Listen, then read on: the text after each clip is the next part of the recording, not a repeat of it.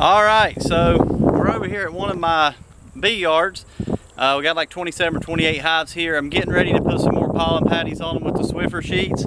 But after I do that, I'm going to go through this yard and I'm going to hit all of these bees with some oxalic acid using the ProVap 110. Now, I wanted to go over my inverter setup with the ProVap 110 because a few things I didn't know and a few mistakes that I made, or at least one major mistake that I made with the inverter, and I want to try to save you from making that same mistake. So let's check this stuff out. So here is the inverter that I have. It's a 750 watt inverter. I got it at Lowe's Hardware. I think it's like $75. This inverter works really well for me.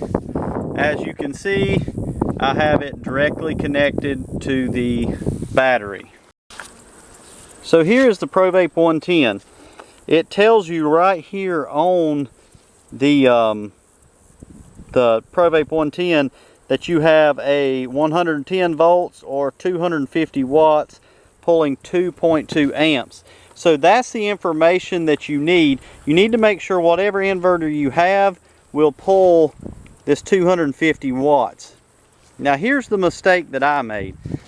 My thought process was, okay, I'm going to go buy an inverter. I'll get one that does 250 watts. Now, I did not want to have to hook up to pop my hood and hook up the inverter to the battery and do all of that stuff. I wanted to make it easy, so I said, you know what, I'm going to be smart. I'm going to get me an inverter that I can hook up to my cigarette lighter. So for those of you that don't know what I'm talking about, I was going to get an inverter that I could plug up into this 12 volt plug here. They do make them, and I bought one off of Amazon, and it came with this plug, but it didn't come up with the direct connect to the battery. Okay, so the problem with that is that 12 volt plug inside your car, it's only rated to produce like so many amps or volts or watts or whatever the heck it is. And I'm pretty sure it's watts, and the amount of watts that it will allow to run through that plug it's not enough to run the ProVap 110. Okay, so what was happening with me is I turned my truck on, plugged it up, inverter came on, everything looked great, plugged up the ProVap 110. You may be able to see, I don't know, you've probably seen it before. I don't know if you can you see on the ground down in here the drop cord? I've got the drop cord plugged into the inverter, and the ProVap 110 is plugged up into the drop cord. Every time I would plug the drop cord in, the ProVap 110 would cut on, the lights would cut on. About 2 seconds, they would immediately cut off. It was tripping. There wasn't enough electricity coming in, so the inverter, it would turn on and it automatically cut off. Well, I thought there was something wrong with the inverter. So I sent the inverter back to Amazon and just told them, hey, this thing's not working, there's something wrong with it. Well, then I got to do a little bit more research and I found out, oh yeah, well, nah, there probably wasn't anything wrong with the inverter. The real problem was I did not know that they have kind of regulated the amount of electricity that'll go through that plug.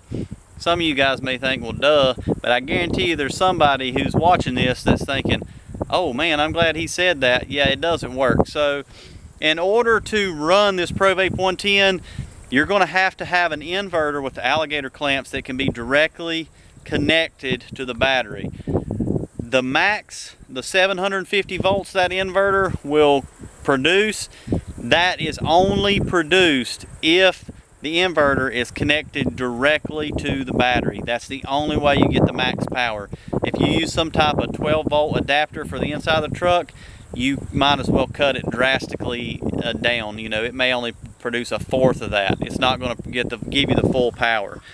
So whenever you're going to buy your inverter for your ProVap 110, make sure that it's enough watts to cover what it's using. We'll go back over here just as a quick reminder. You need to make sure that your inverter is going to produce 250 watts, and it's going to be able to handle 2.2 amps. It needs to be able to do that. And you need to make sure that your inverter can be connected directly to the battery. So it needs to come with little alligator clamps so it can do that. You can mount these in here inside your truck or in the bed of your truck somehow. I don't know how to do all that. The way I do mine, a couple other little quick tips. I set the inverter right here on this flat surface.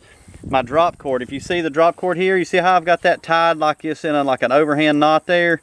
So when I go to like pulling on this drop cord, it's not going to pull my inverter loose. I can pull on this all I want and it doesn't affect my drop cord.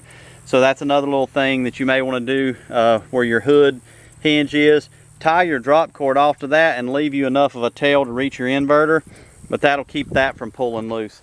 Another thing that you need to do, the plug for the ProVap 110, also tie it in a little overhand knot there. So whenever I go to pulling this drop cord around, I won't actually pull the plug for the ProVap 110 out of my drop cord. It will stay plugged in. A lot of construction workers do this when they're dragging like a saw across the yard or across a house or something like that. You don't want to be cutting a piece of wood and the saw to turn off. You do not want to be treating a hive or pulling your ProVap 110 across your yard and the drop cord get hung on a piece of grass or something, and then you end up unplugging it, because that thing it heats up fast, it cools down a lot faster. So it takes a while for that thing to build back up to the temperature. So you end up, if you're doing a lot of hives, you're in a time crunch. If you're buying one of these, it's probably because you're doing a lot of hives and you're in a time crunch. Then you don't want to be unplugging and plugging and doing all that crap. So just a few little tips. Make sure you tie your ProVap 110 to your drop cord. Tie your drop cord to your truck somehow so don't pull your inverter out. Make sure you hook your inverter directly to your battery. You're not going to get very far. And maybe that'll help you guys out. So I'm going to get with it. You guys have a good one.